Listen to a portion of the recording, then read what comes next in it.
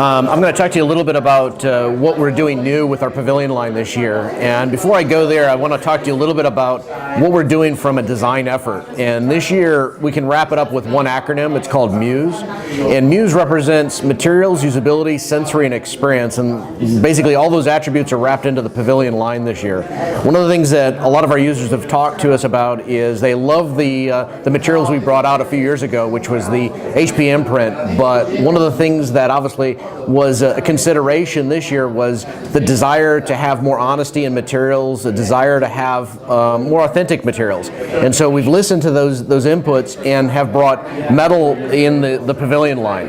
And so I'm going to talk to you a little bit about the new DM4, but the attributes that I'll talk about in the DM4 go all the way through the new pavilion line.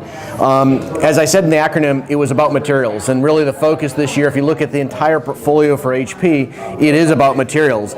So on the DM4, what you're going to see is a beautiful aluminum case. We've warmed the metal. It's an aluminum skin, but it's a warmer tone to it.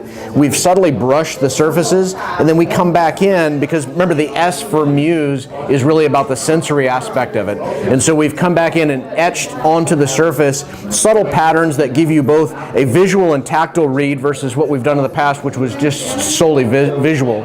Along with it, we've done some nice branding enhancements. The backlit logo now is put into the metal skin. And as we go to the inside, I want to point a little bit more to the metal that we're using. So the metal is on the back cover. It's also on the keyboard deck. We want to stay true to providing that authenticity of both form and material on this platform. And so the keyboard deck uses the same kind of subtly brushed warm aluminum, but in addition to it, we wanted to give a little bit more detail and emphasis on a few areas of the keyboard and the touchpad. So what we've done is gone through and did a diamond cut along the edges, which really are a nice kind of finishing detail as you look at the placement for both the keyboard and touchpad.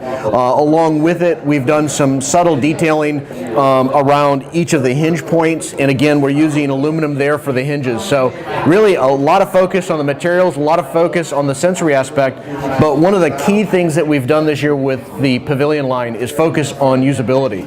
So the touchpad itself has been greatly enhanced, a lot of new drivers, a lot of new support that we've done with Synaptics to really bring usability to a new level with the pavilion line. The keyboards throughout the line have been redesigned. They're grounds up, they're island style keyboards, really nice to use, a lot more comfort, a lot more room. One of the things about the new style of keyboards is the F row, the function keys are all direct keys. It's a really, really nice enhancement, one-touch accessibility.